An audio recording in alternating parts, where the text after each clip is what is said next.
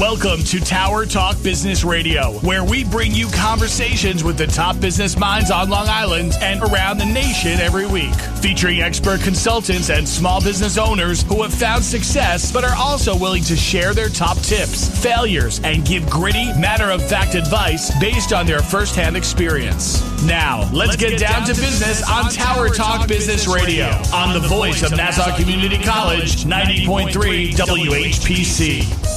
Hi, and welcome to Tower Talk Business Radio, powered by the Nassau Community College Foundation. My name is Donyshia Boston-Hill, CEO of Keeper of the Brand Marketing and Digital Agency, along with Ray Schwetz, AVP of Business Banking at Jovia Financial Credit Union. And we're focused on bringing the premier resource for business and entrepreneurship. Ray and I bring you weekly business advice, tips, tools, and services that help you grow your business. Plus, we interview the top business leaders in the industry. According to Thomas Merton, art enables us to find ourselves and lose ourselves at the same time. Now, helping providing you with business empowerment today is our guest, Dion Clark, founder of the Harlem Fine Arts Show, and renowned artist, Kevin Williams. Dion and Kevin, welcome to the show. Thank you for having us. The Harlem Fine Arts Show celebrates African diaspora by bringing together contemporary artists with the growing class of collectors. The goal of facilitating this coming to the showcase with cultural ideas and raises awareness of this extraordinary body of work created by these international and national and local artists. Now, Dion, can you tell us a little bit about the background of the show and how you became involved? Well, the Harlem Fine Arts Show is the largest traveling African Diaspora art show in the country. We're celebrating our 11th year, and how I really got involved in the show is it really begins in the origin of the of large shows like this. I worked with a show called the National Black Fine Art Show, which was headed up by a gentleman by the name of Jocelyn Wainwright and Stedman Graham, Oprah's friend.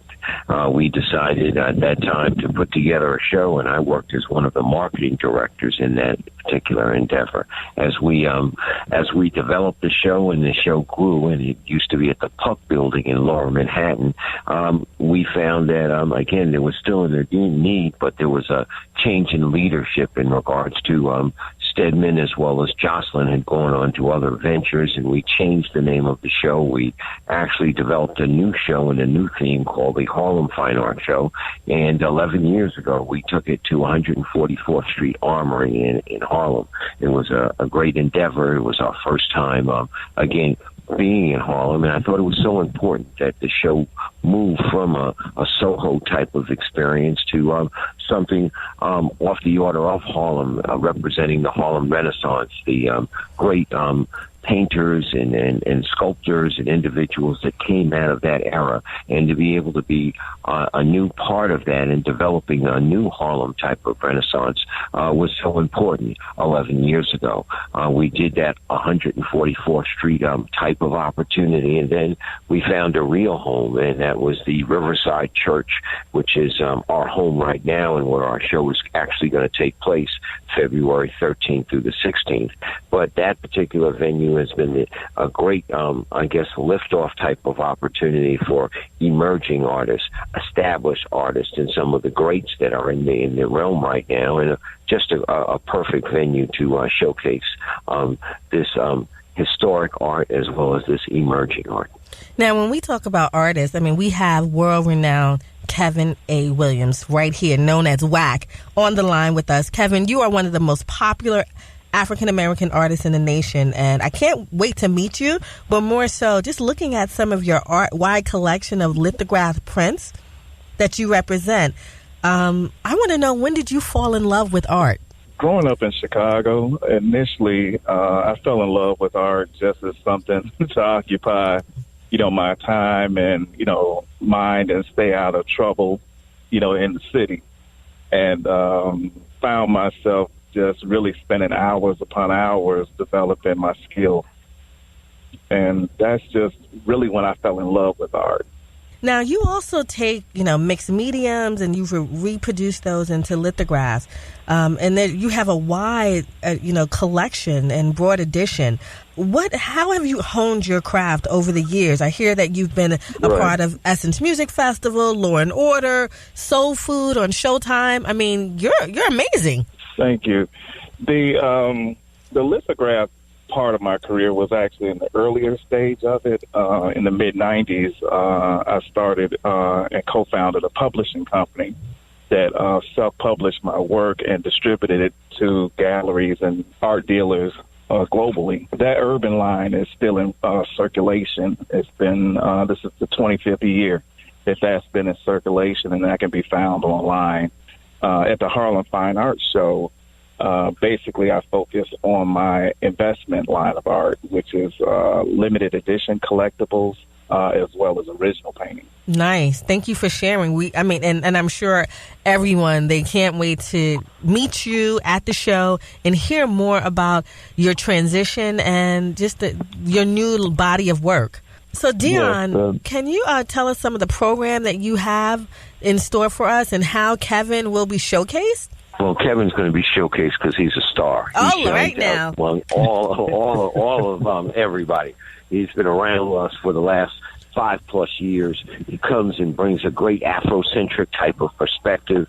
He shows heritage. He shows roots. And he just kind of gives you all of that, as a young person would say, and a bag of chips, as they used to say. But again, Kevin is just unique and impactful, and his work speaks for itself. So please come and see him. But we have over 60 other artists and galleries from around the world in regards to, we have galleries and artists from Africa. We have artists from the Caribbean. We have artists from Europe, as well as we have our, again, national heroes in regards to individuals that have grown up in the United States and just carry a flair and charisma type of perspective. And they're all at their booths. We get the opportunity to showcase the artist and the galleries itself. You can look up, you can talk to the artist about the particular pieces, about the images, about the overall perspective, and they can really get an opportunity to embrace the artist as well as the works and purchase the work. So it's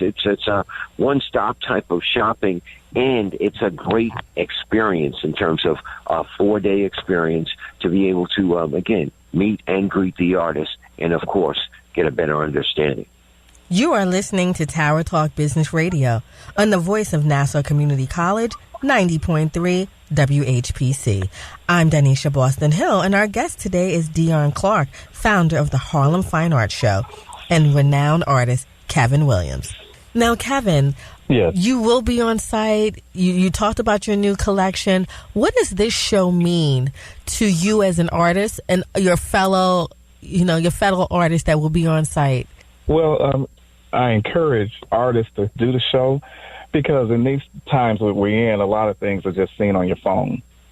And for people to actually get a chance to be in front of actual works of art, there's nothing like it. It's just such an experience to connect directly with the artist. I'll be there all the days of the show as well, and people really like to interact and find out your inspiration, and sometimes there's symbolism, especially in my work, and content as far as the narrative of it. So it's an opportunity to ask questions, to actually get close to the work, as well as, collect the work if that's where you're in that position to. So it's just a great opportunity and a great experience to just be in a room full of culture like that, past and present and future. Wow. And I'm going to jump in for a minute because I'm just going to say it's a cool atmosphere. It's a festival type of atmosphere. You're walking around, you're meeting and you're greeting the artist. You're just really, it's like a music festival, but it's art. And you get a wonderful world of color in the middle of February. And again, hippest trip around. Please come on by. Yeah. And artists are very colorful, so it's a great experience. It's a lot of characters and personalities in there, and just to talk to an artist. I talk to other artists, and to hear their inspiration and their narrative is just a powerful thing. It's always something interesting. Oh, that's great. So I know you have an amazing programming lineup. It's my understanding opening night, you're honoring Rosa Rivers. Well, we do events upon events, because opening day we are hosted by the Link organization. That's a women's organization. It's renowned throughout the United States in regards to sisterhood, and they're a focal part in regards to bringing guests and welcoming everybody that comes to the show. Upon that, we also have great music. We have an all-women's band that's just going to rock the house in regards to the opening night evening itself. Of course, there's our art, and it's all about the art. But again, we build events upon events, and we're doing a special salute not only to Rosa Rivers, who's again, he's not only great in terms of what he does in the community of Harlem and throughout the world, but he's just a positive type of force in regards to the arts as well as theatrical performances. And then we're doing something for our hidden heroes, and those are African Americans in technology. So we are saluting some of the major technology individuals that need recognition, that need our community support, and all that's built into our opening night type of activity. On the next day, on Friday, we have a great way to be able to have an after-work type of scenario. We have a salute to African Americans in education, and then as the doors open up, we have a knock-down, drag-out fashion show with, again, some of the cutting-edge designers in the New York market being able to highlight their works going up and down the runway. And again, always going on is the art, because everything is adjacent to each other, and we're at the historic Riverside Church, so it's big and beautiful and impactful. So you're walking from room to room, seeing fashion, seeing art, seeing inspirational type of people. And again, it's an evening that everybody should want to be at. And our host that evening happened to be the Delta Sigma Theta organization, and that's the New York chapter, and they are again welcoming everyone like the Link sisters were doing, but it's this time the Deltas as well as the New York professional businesswomen. And again, they put that whole package together to make it impactful for a Friday evening, and it's Valentine's. So brothers, if you have to take somebody out, that might be the place to go and be involved in it. You have so many different facets. And young ladies, if you are looking to, again, take a nice guy somewhere, that's a place to go. Now, on Saturday, we have fashion, other fashion opportunities, but we have 2 additional days that I think would be great. So it's a 4-day show. It's a lot, and it sounds like it's a lot of work that goes into putting this show together. Yes. Now, to say the least. It does. Now, what are some of your what's some of the things that what are some of your challenges, or what differentiates your show and your team as you're collectively pulling a body of project managers and volunteers together to help you produce this show? Well, I have one of the best teams on earth, and I couldn't do it without my team. They help solicit the artists. They help actually bring together speakers and lecture series. They put together the dynamics. It has to do with the Riverside Church, a great place to be able to do an event on a large scale or small scale. But again, the historic look, the ups and downs, and being able to put that together, that's always challenging. But I guess the most important thing is to spread the word. And that's where we need people in the community like yourselves who are listening to just tell a friend, to tell another friend, to tell somebody else. Let's go down to Riverside Church Thursday, Friday, Saturday, or Sunday, all 4 of them, because we got weekend passes that you can do 4 days and be able to be captivated each particular day. But again, it's challenging to spread the word, so help us spread the word. Go to our website, hfas.org. That's hfas.org. Look and see the events that are taking place. It's a great time to travel in New York. Come on down to the city. come on and be a part of this historical 11th anniversary. And again, you'll get that type of cultural nutrition that'll impact your mind, your body, and of course make your soul feel real good. With this show, you have like a full spectrum. You have a full range. You have artists that have gone on and transitioned, who, their work is still very sought after. Some of the legends in art, some of their work is available at this event, as well as contemporary artists that are currently, developing and growing and ascending in the marketplace. And then you also have emerging artists who this may be their first show. So it gives those artists the opportunity to show with established artists as well as legendary artists. So that's one of the rare things that you find. Some shows only limit to one or the other. And this show is a full opportunity to really take your shot as a creative, but also for the public to see and have an opportunity to buy artists that may go to auction next year and not be available to the general public. Right. So you may be able to make, a great investment, at this show as well. So it gives a lot of opportunities as well on both ends for collectives as well as the artists themselves. Now, art is business, and that's the business you're in, Kevin. So, yes. What keeps you pushing forward as far as, you hear about the starving artist sales that happen, but it's a business. So what are some of the challenges or tips that you give to an aspiring artist that's out there to keep them pushing forward? Well, I started very early. I've been a full-time artist since I was 16, so I'm 30-plus years in. And mainly I surrounded myself with business professionals from other industries. I learned a lot about business, as far as product and developing product and manufacturing and price points and wholesaling and distribution and so on and so forth, marketing and self-promotion, which is what this show is, realizing that you really don't stop doing any of those things and you're constantly learning and constantly evolving. And, evolution is very, very important. It's just like having a dated cell phone. You have to, as the times change, your product has to evolve. And so, it's a creative-based product, but it also has to have life. It's art. It's organic. It needs to grow. But at the same time that you're being creative from your spirit, you have to be financially conscious mentally. And so you have to, switch that gear and turn it into, an item, and if you're going to sell it, then now you're in business. And so you go from a creative mind, which is the passion and love, to a shrewder mindset, which is the transaction, and so you have to establish value, and different things. So there's a lot of challenges, but I think artists in general have to just study that side of the fence too, which is the business side.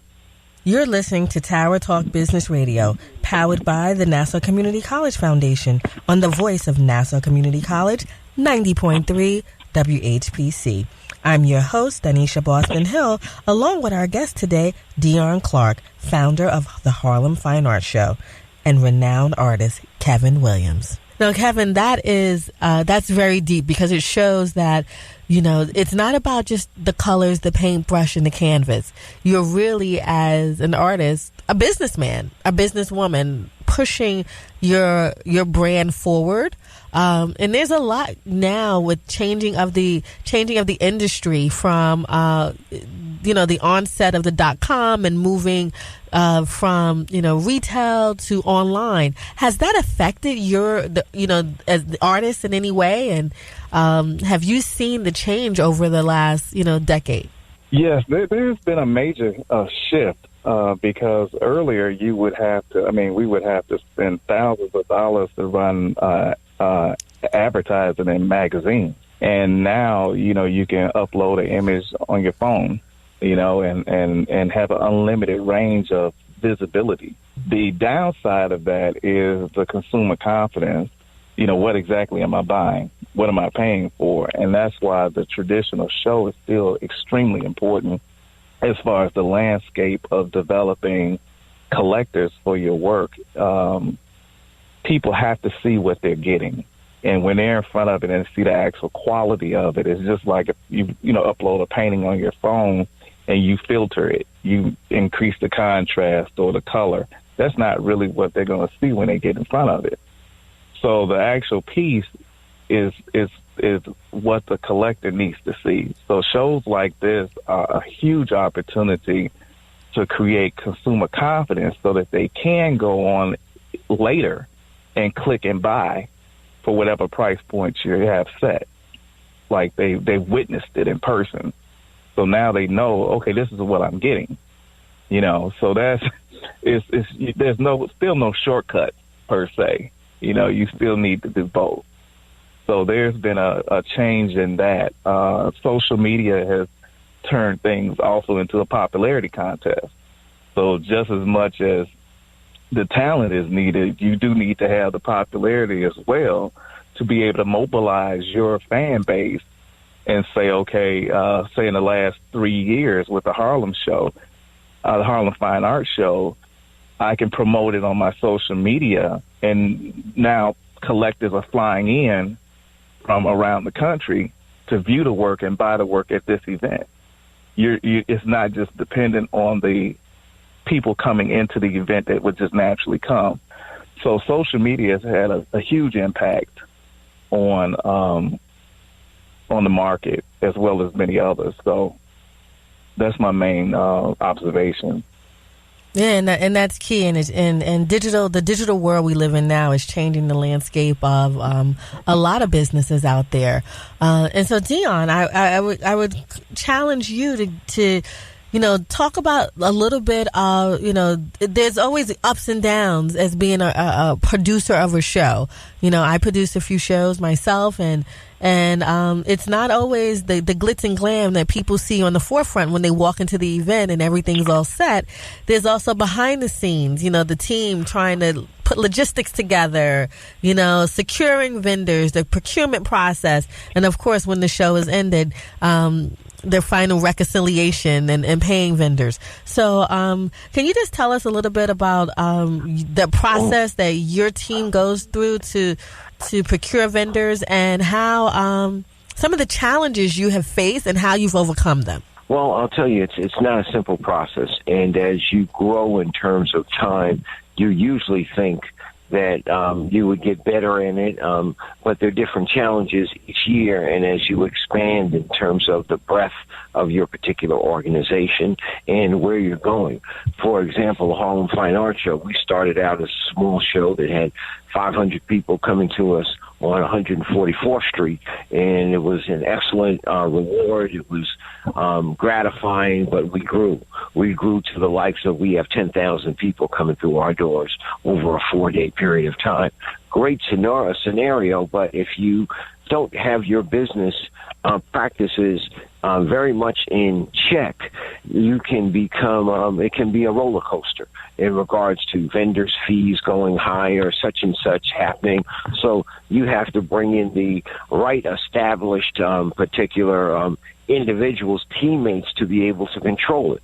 You have to have the right financial managers. You have to have the right business managers. You have to have the right accountants, because bottom line, this is a business and people have to realize it. And you know something? I had to get smacked in the face and say, Dion, this is a real business, and our company, JWD Enterprises, has kind of paid a price for it because, again, we involved in growing as an organization, but we didn't have all our T's crossed and our I's dotted.